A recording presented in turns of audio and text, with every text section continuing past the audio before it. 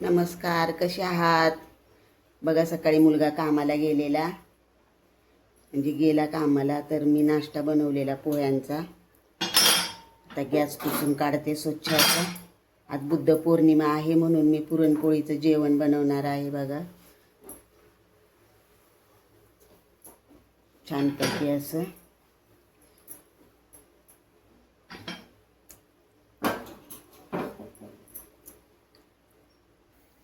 Gas आणि kitchen वाटा पुसला ना एकदम मनाला छान वाटतं. हे बघा, एका साईडला मी पाणी ठेवलेलं आहे आणि डाळ ठेवलेली आहे गॅसवर.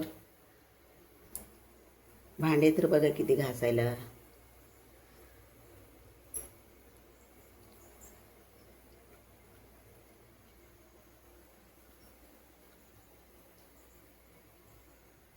पाणी गरम चांगलं करून घेते आणि डाळीमध्ये टाकते. गरम पाण्यामध्ये डाळ शिजवायची म्हणजे लवकर शिजते, नरम अशी. आणि थोडंसं तेल टाकायचं.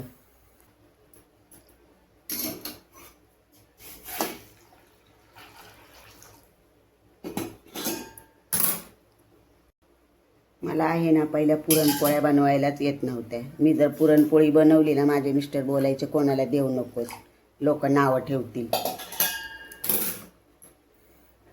आता चांगली डाळ शिजवून घेते मस्त मध्ये. डाळ एकदम नरम शिजवायची, पोळ्या चांगल्या लुसलुशीत मऊ होतात. थोडंसं तेल पण टाकलेलं आहे मी आणि मीठ टाकले. मिठामुळं कसं पुरणपोळीला चव चांगली लागते.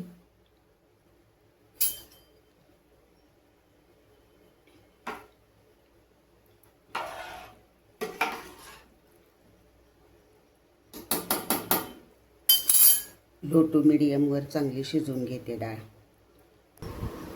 रूम पण चांगला असा स्वच्छ करून घेतलाय. पसारा असला ना तर कामच करू वाटत नाही. पसारा नसेल ना छान वाटतं. हे बघा,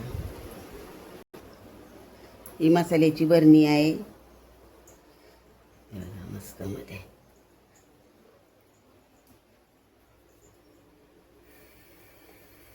थोडा वेळ गॅस फास्ट करते. डाळ शिजायला घालते आणि भांडे घासून घेते. पुरणपोळीचं जेवण आहे ना, बनवायला खूप सोपं असतं, आरामशीर असतं. म्हणजे एक काम करस्तवर तुम्ही डाळ शिजस्तवर भांडे कपडे तुमचे करू शकता आरामात. मग आमटी आणि चाळणीवर पुरण वाटून तुम्ही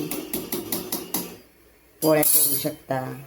आरामशीर होतं का. मला तर पुरणपोळीचं जेवण बनवायला खूप आवडायचं. मी पण यूट्यूबवरचंच बघून बघून शिकलेली आहे.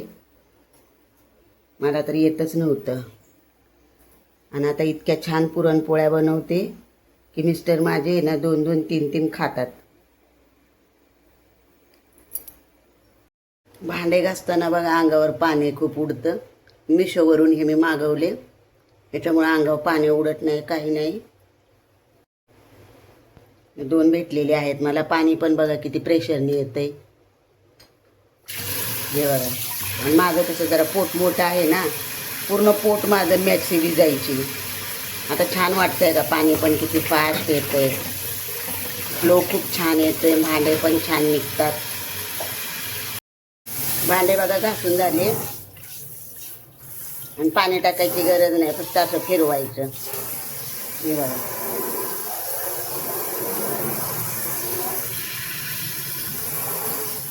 आणि ह्याला क्लिप पण दिलेली आहे अशी. भांडे घासस्तवर डाळ पण बघा अर्धवट शिजली आहे. डाळ शिजस्तवर पीठ मळून घ्यायचं, म्हणजे पीठ पण मुरतं चांगलं.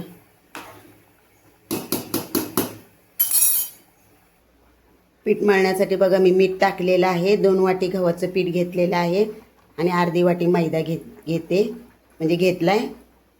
चाळून घ्यायचं. मैद्यामध्ये कसे किडे वगैरे असतात ना, मग मैदा चांगला असा चाळून घ्यायचा. गावचे जे गहू असतात ना त्यांना चिकटपणा खूप असतो आणि शहरात वगैरे असं चिकटपणा कमी असतो, म्हणून मैद्याचं पीठ जरा टाकायचं. पीठ बघा चांगलं असं कडक मळलेलं आहे. आता या टोपात टाकते.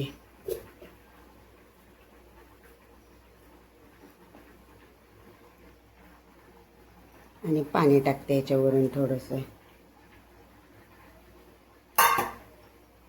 असे होल करायचे म्हणजे असं पाणी त्याच्यामध्ये चांगलं असं मुरलं जातं.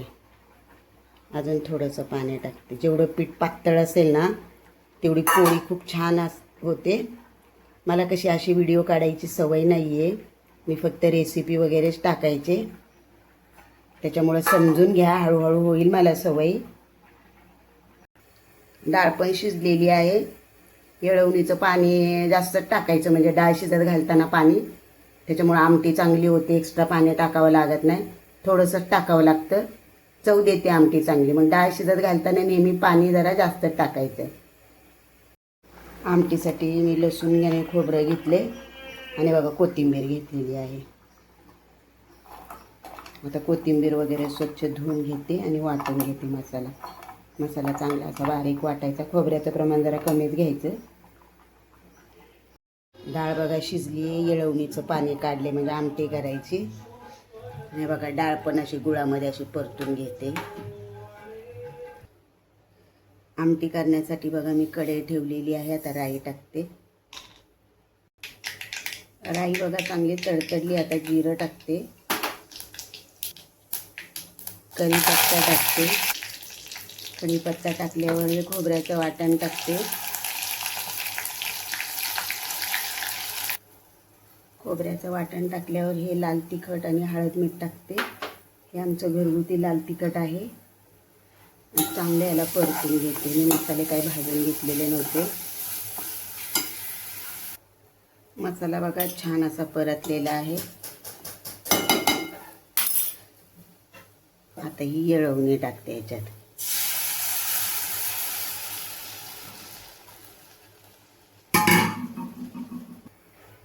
हे बघा मी थोडीशी डाळ पण वाटलेली शिजलेली मिक्सरला, ते पण टाकते. म्हणजे चांगली अशी घट्ट आमटी होते. बघा बघू शकता तुम्ही.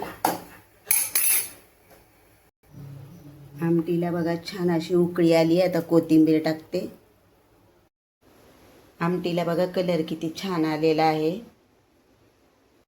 हे बघा मस्त मध्ये मी ताट करून घेतलेलं आहे. पाहुणे आलेले म्हणून पुरणपोळी काही दाखवता नाही आली मला. आमरस पण बघा बनवलाय. तर कसा वाटला तुम्हाला माझा व्हिडिओ? आवडला असेल तर नक्कीच लाईक आणि सबस्क्राईब करा. आणि या जेवायला. बुद्ध पौर्णिमेच्या सर्वांना हार्दिक शुभेच्छा.